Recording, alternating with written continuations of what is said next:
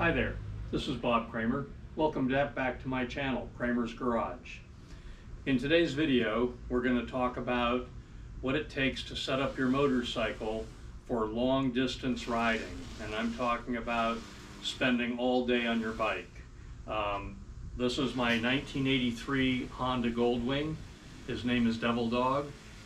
Me and Devil Dog have taken numerous trips, thousands of miles. Sometimes I've spent more than 10 hours a day on the bike. I think my longest day on the bike was over 12 hours. So anyway, I've been riding Devil Dog for about 8 years now, and I've made some tweaks and adjustments to get it to be completely comfortable so I can sit on this bike all day. So I want to show you guys what it takes. And then I'm going to show you my other bike that I cannot really ride comfortably all day. I have ridden it all day, but not in total comfort. So I'm going to show you the changes I need to make. You'll notice that this is a flat seat. This bike came with kind of a king and queen seat, which puts you in kind of a bucket seat position. If you're going to be on your bike all day, you need to be able to move around on the seat. Sitting in a bucket does not allow you very much movement. It locks you into a position, and therefore the muscles and joints get fatigued and sore because you can't move around on the bike. So let's mount up on Devil Dog. So most of my long distance riding is solo. My wife seldom goes with me any more than a couple hours. But anyway, the first thing you'll notice is I'm sitting back on the seat a little bit toward the middle, which gets my knee at a good angle, a comfortable angle, and my feet are under the center of my thigh. That enables me to stand up readily. So if there's railroad tracks, bumps in the road, or whatever, I can stand up on the bike. All right. Secondly, I can move around. If I start to get a sore back or sore neck, I can change my back position. I can slide back, I can slide forward, I can lean back, so I can move around on the bike. I have the ability to change my position. That goes a long way toward relieving back and neck fatigue, just being able to move like that. Now, the next thing is you'll notice my forearm is nearly horizontal, okay? And my arms are loose. I can sit up when I'm in my comfortable spot on the seat. My legs are at the comfortable position. I can sit up straight with my elbows slightly bent and my forearm nearly horizontal. My arms can be relaxed, my grip is relaxed, and I don't get any kind of fatigue or pain in my hands and wrists. Okay, and then lastly, you need to pay attention to the angle of your hand and wrist. Okay, this angle on the handlebar, it's called the pullback. On this bike, it's about 45 degrees from a straight line this way. The angle's about 45 degrees. And this makes my hand and wrist totally comfortable. I have no issues with this hand positions and wrists. And I can ride like this virtually all day. My position also allows me to duck down behind the windshield. When I'm passing a semi on the highway, I will frequently just lean forward a little bit, sometimes push my butt back, and get my face behind the windshield.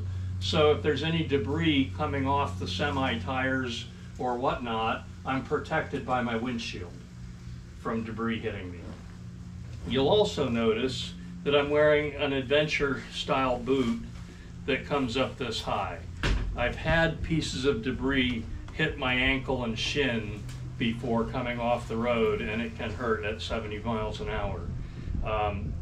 So a tall boot is nice. Also, when you're on your bike for hours at a time and your pant legs are flapping like this, it can really chafe your leg pretty seriously, and it's happened to me, and wearing a tall boot prevents that.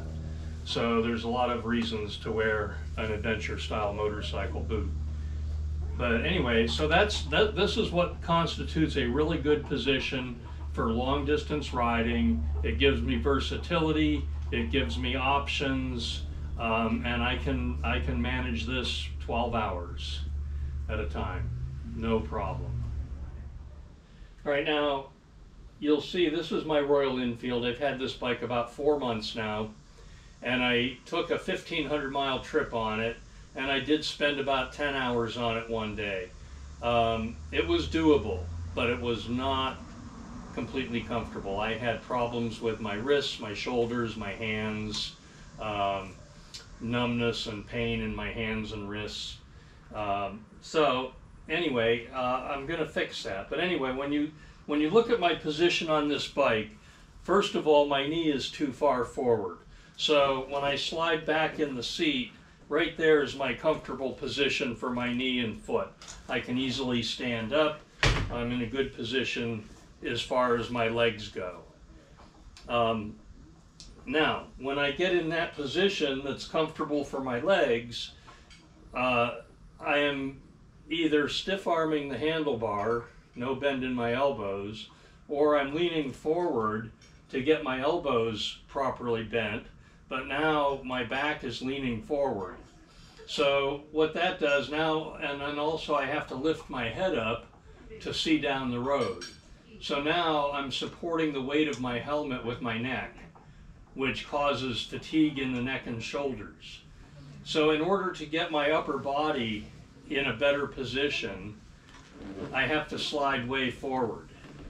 So now I can sit more upright, but I'm almost sitting on the gas tank. My knees are too far forward. I have too much bend here. I can't stand up so readily. So this position is not good for all-day riding. I can ride like this comfortably for a couple hours, and that's about it.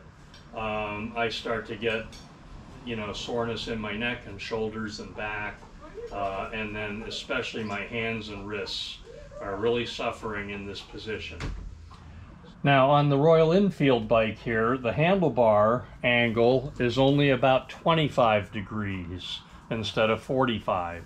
It puts my hand and wrist in a different position.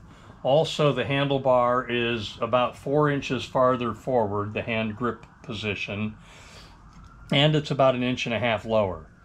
So the combination of all that causes me to have a lot of fatigue in my wrist, and it causes me to have actual pain in my hand, especially this part of my hand here.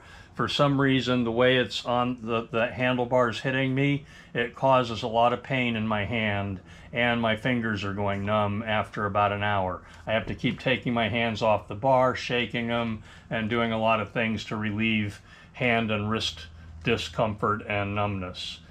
So I'm going to be changing the handlebar on this bike to fix all those issues. So I'm going to change this to a handlebar that will lift this up about 1.5 inches, and it's going to pull back about 3 inches to put me in a position more like this. Okay, and I'm going to be changing the angle here from 25 degrees to 35 degrees. So it's not going to be quite as radical of a pullback as I have on the Goldwing, but it's going to be halfway in between the stock handlebar and the new handlebar that I'm going to put on. So in order to make that happen, I had to order a cable kit that's 4 inches longer. So once my cable kit arrives, I'm going to change out the handlebars. I'm going to do internal wiring. I'm going to take all the wires and get them inside the handlebar to clean things up, make it look nice. But anyway, I'm going to show you my new handlebar.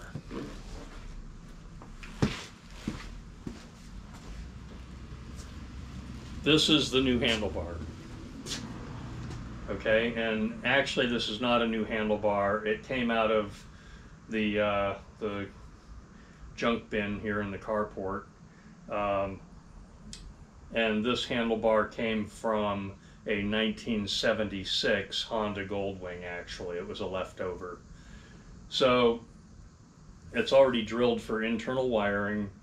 It has weights in the end to damp vibration. So I'm going to go ahead and I'm going to put this handlebar on the infield, and that's going to give me a significant change in ride position and the angle of my hand and wrist, and I believe that will solve my problems on this bike. Okay, real quick, I'm going to show you how to measure this in case you need to measure it on your bike. I measured it on the Goldwing, and I'm going to use the same measurement technique on this bike so I can see what the difference is. I set the one end of the level in the center of my hand grip, and I'm putting the tape measure approximately in the center of the area where I sit on the saddle. Alright, now I'm going to set the level, get the bubble in the center, and I'm going to see I have about 10 inches of drop from the hand grip to the seat. 10 inches of drop. On the Goldwing, it's about 12 inches. So raising this 1.5 inches will put that close to where it is on the Goldwing. Now I'm setting the edge of the level at the center of my foot peg. And again, I'm going to get the bubble in the center, get the level plumb, and my tape measure, again, the tip of the tape measure is sitting near the center of the grip. So my setback from the hand grip to the foot peg is 17 inches. Okay, on the Goldwing, the setback is about 13 inches.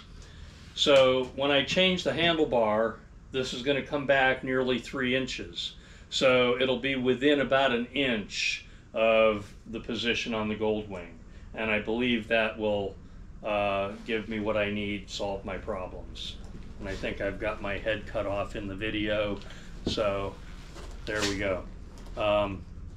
Anyhow, that's what I've got for this video. Now, I think I'm going to do a follow-up video after I get my cable kit. I'm going to do a little video about how to change your handlebars. It involves, of course, recabling the throttle and the clutch.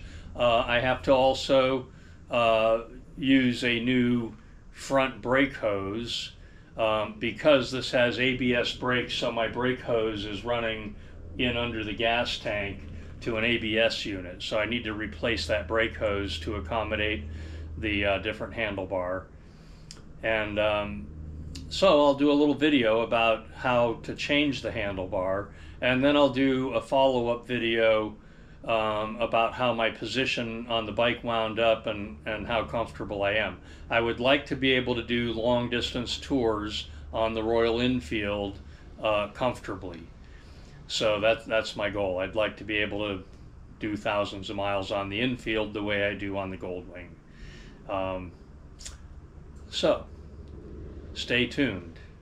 Thanks for watching, and subscribe to my channel for more videos about motorcycle related topics.